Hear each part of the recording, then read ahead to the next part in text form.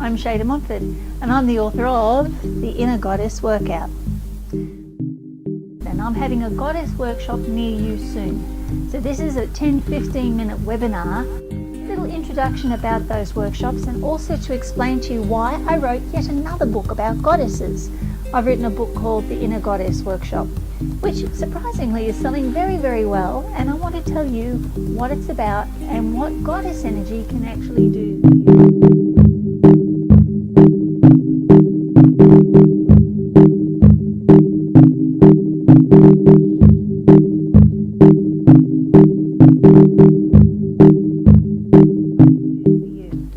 So did I just write that book to jump on the bandwagon like everybody else is writing about goddesses? Hey, so Shé should as well? That's certainly not why I wrote it. The reason why was I started writing articles for women who find themselves in situations where they feel victimized. Our society at the moment has an epidemic of victimization going around. And I believe that this epidemic of victimization is coming from a lack of goddess energy in people's lives. Sure, everybody's talking about the goddess, but what is actually happening to bring that goddess energy back into society? Because if a woman stands firmly in her goddess energy, if a man stands firmly in his goddess energy, there is no victimization. And we're seeing these victimizations happening at schools, at businesses, with men at work as well as with women at work, and also in personal relationships and just generally around and on the streets. We're hearing more and more crimes of victimization going on. The goddess gives three gifts. Right? One is strength, one is glamour, and one is irresistibility. We'll talk about the other two later. But as a woman grows in her strength, she doesn't allow herself to be victimized anymore. Let me give you an example of this. A very powerful woman who is very, very high up within an alcohol company came to me for a reading. However, the men that she worked with could not resist the opportunity to have digs and jibes at her working within what was usually a male-dominated industry. She didn't know what to do about it. She'd been to see her CEO, and the CEO had said to her, and very rightly so, that if she was going to stay in that job, she had to learn how to cope with the men that were giving her a hard time. What could she do? She was on the point of actually taking them to court for a sexual discrimination act. But she realized if she did that, she was going to have to say goodbye to the job that she loved so very much. So she came to see me for a reading with all of these questions, wondering if some silly psychic might be able to give her a little bit of advice. And yes, I could. I told her to stand in her goddess energy. And she looked at me a little bit confused and scratched her head. A woman can only be victimized if she allows herself to be victimized, because anytime somebody tries to victimize you, they end up making themselves open for victimization. She didn't really understand what I was saying, so I had to tell her another story. The story was about me, how I was able to take an energy of victimization and turn that around. It's when I used to work in the hospitality industry. I nearly said the name of the business. It's when I used to work in the hospitality industry many years ago. And what I used to do was, I worked for this firm, and we used to travel around Australia and take everything that we needed to teach hospitality with us. So we'd come back to Lismore, and we had to load up our vans with everything to run a bar and a restaurant, so we could go from place to place in Australia and teach first class bar service and silver service within restaurants. So we relied very heavily on the office staff to have everything that we needed ready, so that when we came back we could just load it in and go again. Well, within a week of me arriving in this job, I found myself going up to the main office, and as I started to walk the stairs up to the office, there was a long, dark, windy stairway up there. At the top of the stairs, I heard the head office girl, a lady named Angie, say, "Oh, here comes that bitch now." And I was so taken aback. I'm always nice to everyone, even to people who don't deserve it. So when she saw me coming up the stairs and said that, and said it so that she knew that I could hear it, I didn't know what to do.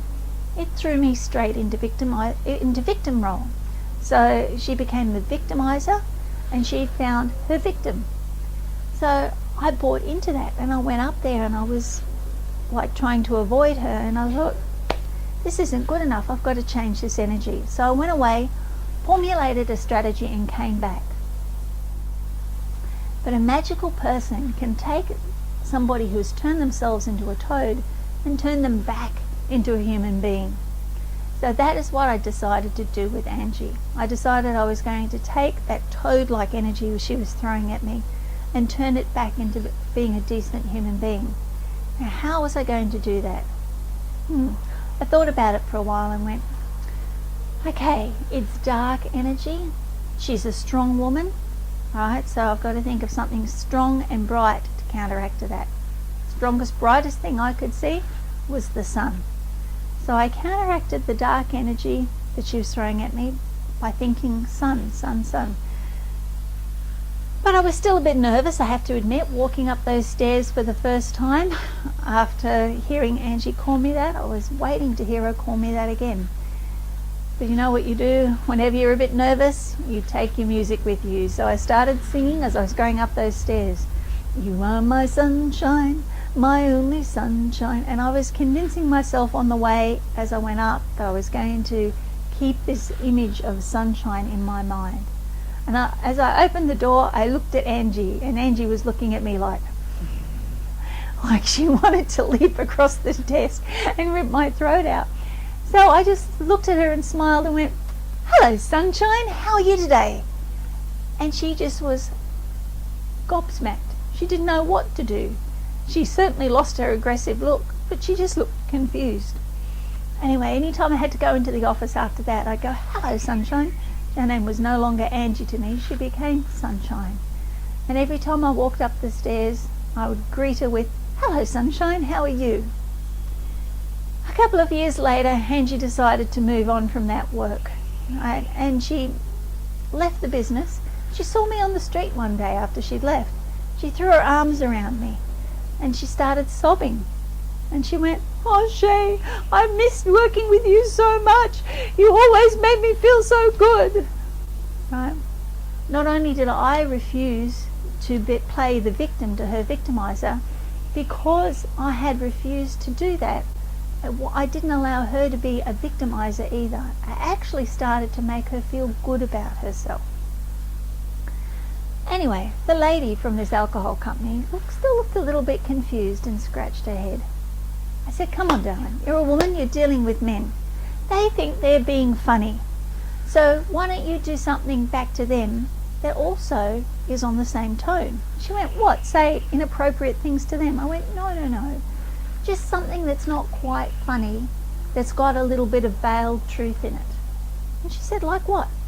I said, the next time somebody says anything inappropriate to you, I said, you've got a smartphone with you? And she said, yes. I said, well, you take that smartphone out of your pocket, even if it's not switched on or anything, and then just turn it around to them and face it to them and say, oh, can you repeat that a little bit louder? I'm not sure if it was loud enough for it to be heard clearly on my voice record on my phone. Can you say it one more time, please? And I said, just smile and laugh as you say it. Just the same way they smile and laugh when they say things like that to you. And she looked at me and she went, that might just work, you know. I said, give it a go and see how you go. Well, about a week later, she came back to see me before I left that town, and she had 2 great big cartons of alcohol for me. She said, thank you so much. She said, it's completely changed the energy of the men that I work with. All of a sudden, they don't see me as an easy target anymore. And also, you saved me a ton of money starting a lawsuit. So the least thing I thought I could do was bring you some alcohol, which my husband absolutely loved, I must say. She learned how to be truly strong. Now, I have to tell you, there's 2 ways of being strong. Usually when women think about being strong, they take on the male model of strength. And the male model of strength we see pushed at us again all the time through our movies, through our TV, through our cinema. where you have somebody dying hard to rescue the world. And that's not what goddess energy is about. Goddess energy is about a different kind of strength. Goddess energy is about if somebody pushes you, you don't resist, right? Male strength is about if somebody pushes, you push back. And so you get this going on where they're warring within themselves all the time. Warring with everybody else, warring with everything around them, right? And there's more and more need to feel superior to somebody else by pushing them, which is where the whole idea of this victimization plague is coming from. It's actually being pushed at us through our media, right? But what female strength is the irresistible force that wears away the immovable object, right? Women are irresistible. Goddess energy is irresistible. But that doesn't mean you get involved in a pushing match with somebody who wants to push against you. The irresistibility of it is just like martial arts, where you take the energy and you turn it to where you want to go. So if somebody pushes against you, they can't push if you take your hand away, right? So you try that with somebody the next time you get an opportunity. Push and then take your hand away. They can't push anymore. It wastes their energy and they can't be the pusher. But what you do with your goddess energy, if you use your irresistible force, is you take that energy as they push on you and you go with it. Go in the direction that they're pushing and you're able to turn them completely around and lead them to where you need them to be. The gift of the goddess is irresistible strength, right? And this is what we're going to show you in the inner goddess.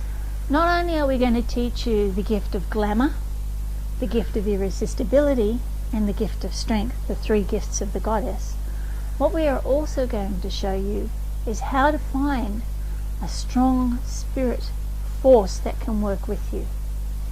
In the Inner Goddess Workout book, we have put 40 goddesses. There's beautiful artwork in here by Wanda Shimpton. Thank you, Wandy. Beautiful artwork here. Wanda has been one of the most underrated spiritual artists in Australia for a very long time. It's beautiful to see her art presented lovely in this book. So we've got her beautiful depictions of the goddesses, and her depictions of the goddesses are so intuitive that she gets so much right about these without even having to research them.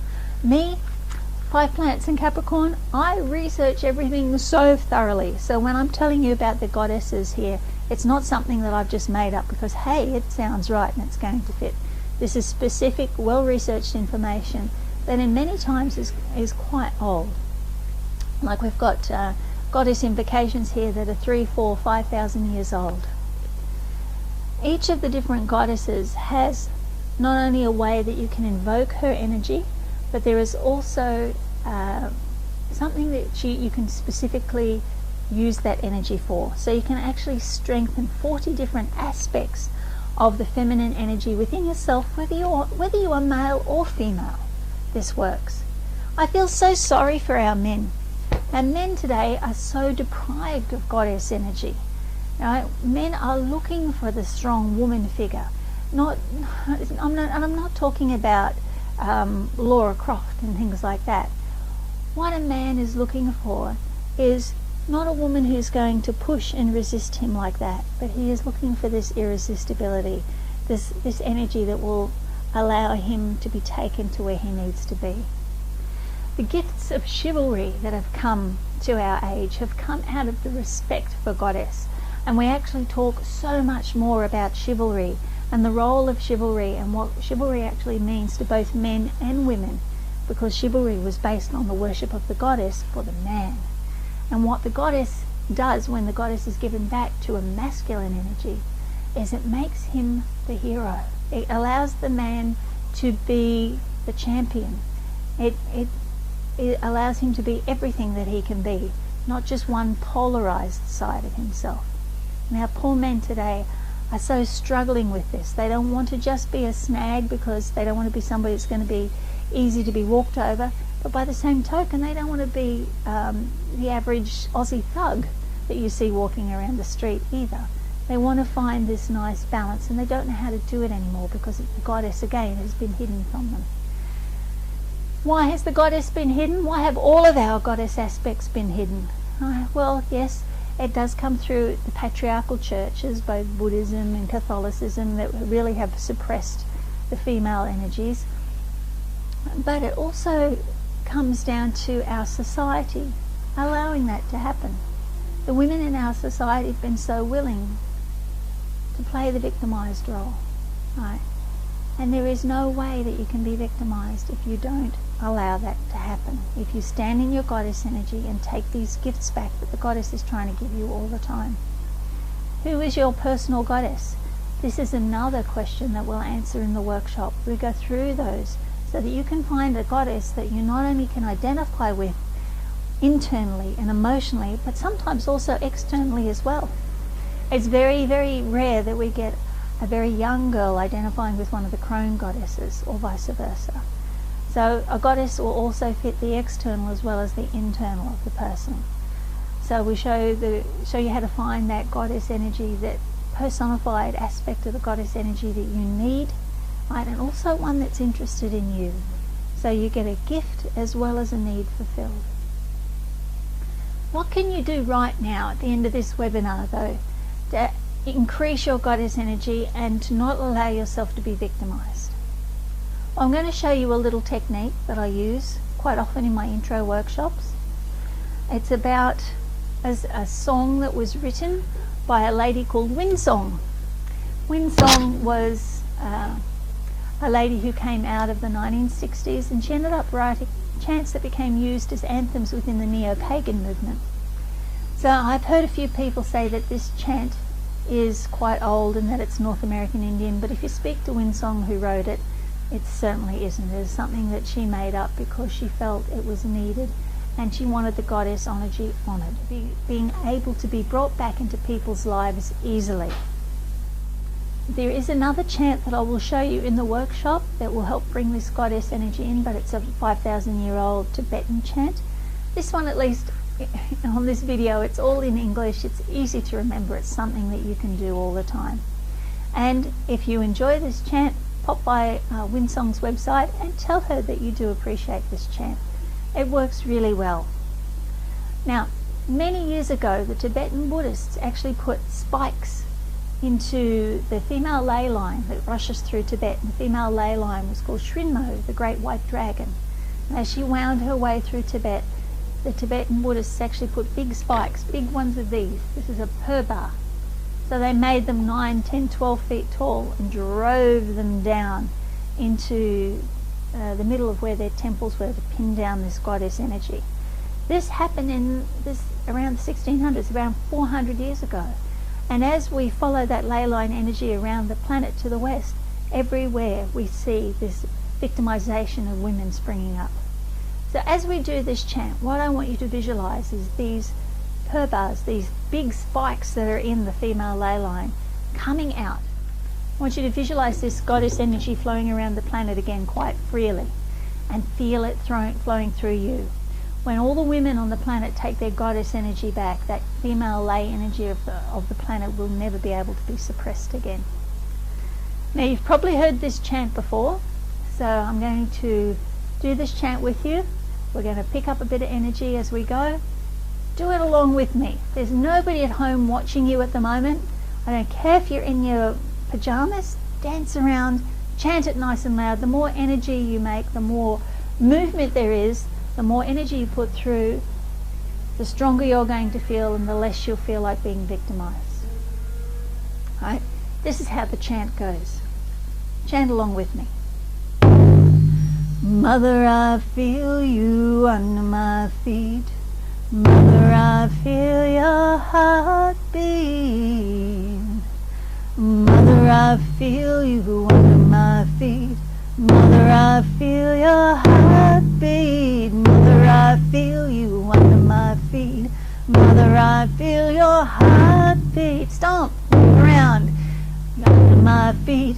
Mother, I feel your heartbeat. Mother, I feel you under my feet. Mother, I feel your heartbeat. Mother, I feel you under my feet. Mother, I feel your heartbeat. Mother, I feel you under my feet. Mother, I feel your heartbeat. Mother, I feel you under my feet. Mother, I feel your heartbeat. Mother,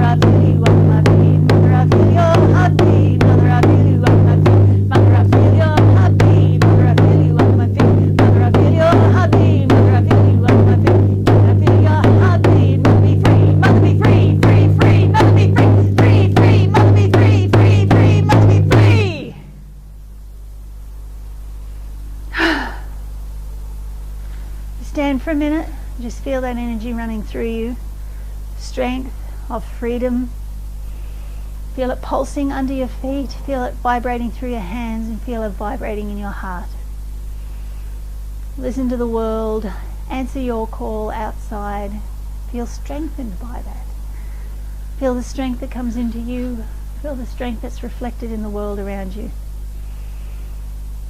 Breathe it in deeply. Thank the Goddess. And walk away from this webinar knowing that you will never, ever allow yourself to be victimized again, because you're going to get your Goddess on. Cool. So, I'll pop this down.